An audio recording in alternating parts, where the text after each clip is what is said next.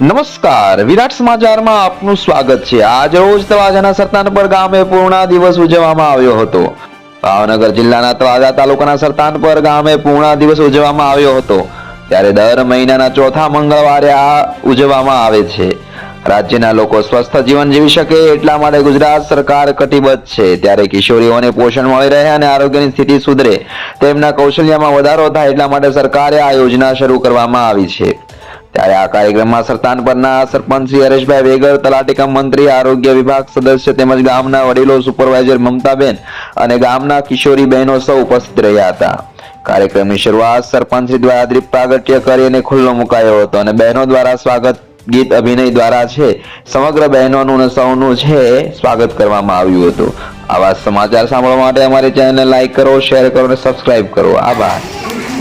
જેનું ઉદ્ઘાટન ભાનુબેન બાબરિયાએ ગાંધીનગર ખાતે અમને બોલાવીને હોલમાં કરવામાં આવ્યું। એ અંતર્ગત તમામ તાલુકાએ અને ત્રીજાથી ફરજિયાત આ ઉજવણી કરવામાં આવે, જેમના ગામના સરપંચ, મંત્રી, આરોગ્ય, મેડિકલ ટીમ અને સદસ્યો બધાને બોલાવી અને એમની હાજરીમાં આપણી આંગણવાડી એમએમવાય અને બાળકોને આપવામાં આટો, મીઠાઈ, તેલ અને ચણા અને ગામના ગ્રામજનો જાગૃત થાય અને એને જે કાંઈ વાનગી બનાવતા આવડતી હોય, ન આવડતી હોય અથવા તો પૂછવાનું હોય, એ માટે આજે આ આપણે અહીંયા પોષણ ઉત્સવની ઉજવણી કરવાની આવી છે, જેમાં આપણે બધાને આમંત્રણ આપવાનું છે। એટલે મેં સ્ટેજ ઉપર વધારેલા તમામ મહેમાનોને આમંત્રણથી આપણે બોલાવ્યા છે।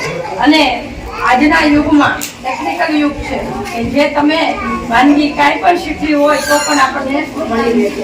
આજની કિશોરીને ખાસ મોડા ચકલીમાંથી આપણે જે કાંઈ વાનગી કરી છે એ પછી મિલેટ અને સરગવું એ બેને વધારે ભાર પ્રચાર કરી આપ્યો છે।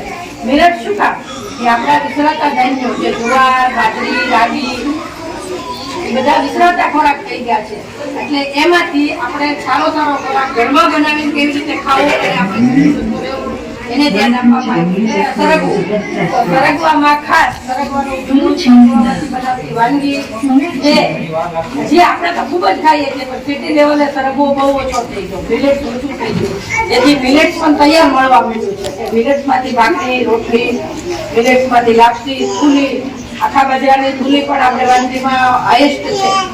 તો ખેતીવાડી વાળાને પણ અમે જ્યારે આ પોષણ સપ્તાહમાં ગયા ત્યારે એ લોકોને એટલું મિલેટ જુવાર, બાજરી, રાગી, સામુ, હળદર, આપણે જે કહીએ રાજગરો, એ બધામાંથી વાનગી ખાવાની અને ઘરમાં બધા સભ્યો હોય બધાને ખવડાવવાની।